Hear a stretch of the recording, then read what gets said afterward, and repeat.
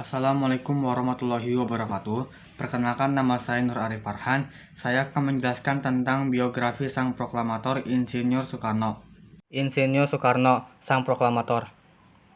Insinyur Soekarno dilahirkan pada tanggal 6 Juni 1901 di kota Surabaya, Jawa Timur. Ia merupakan anak dari pasangan Raden Soekemi Sosrodihardjo dan Ida Ayu Nyoman Rai. Ibunda Bung Karno merupakan bangsawan Bali. Tahun 1911, Soekarno pindah ke LES dan tahun 1915, Soekarno pun menambahkan sekolahnya dan kemudian tinggal di rumah sahabat ayahnya, Cokroaminoto, yang merupakan pendiri Serikat Islam.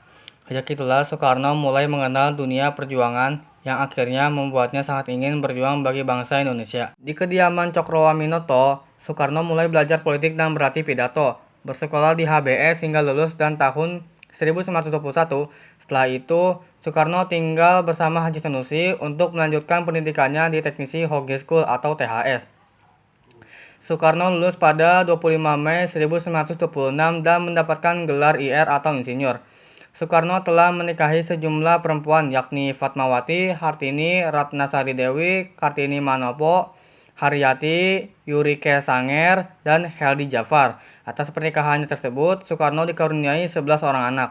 Soekarno terkenal pertama kali pada tahun 1915 saat menjadi anggota Jongjava cabang Surabaya. Kemudian mendirikan Al-Gimin Studi atau SC di Bandung pada tahun 1926 hasil dari inspirasi Dr. Sutomo di Industrial Study Club. Organisasi ASC ini menjadi cikal bakal berdirinya Partai Nasional Indonesia yang lahir tahun 1927. Tanggal 29 Desember 1929, Soekarno ditangkap di Yogyakarta untuk dipindahkan ke penjara Bancai di Bandung. Setelah bebas dari penjara, tahun 1932 Soekarno bergabung dalam Partai Indonesia atau Partindo, yang masih pecahan PNI karena masa itu PNI dibubarkan dan dinyatakan dilarang oleh Belanda. Namun keaktifannya di Partindo kembali mengantarkan ke penjara pada tahun 1933 di pengasingan Vloders karena pergerakannya yang berbahaya bagi Belanda. Pada masa penjajah Jepang tahun 1942, Soekarno baru kembali dibebaskan. Sejak masa penjajahan Jepang itulah banyak muncul organisasi seperti Jawa Hokokai, PPUPKI, Pusat Tenaga Rakyat atau Putra, hingga PPKI, dengan tokoh-tokoh utama yakni Soekarno, Kiai Haji Mas Mansur, Ki Hajar Dewantara, dan tokoh lainnya yang aktif di organisasi pergerakan nasional.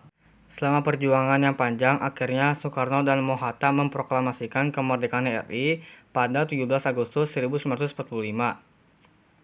Sejak itulah Soekarno diangkat menjadi presiden pertama Indonesia dan mulai dikenal sebagai sang proklamator, yang didampingi Mohatta sebagai wakilnya. Pada 1 Juni 1945, dalam sidang PPUPKI, Soekarno sudah mengemukakan gagasan tentang dasar negara, yakni Pancasila.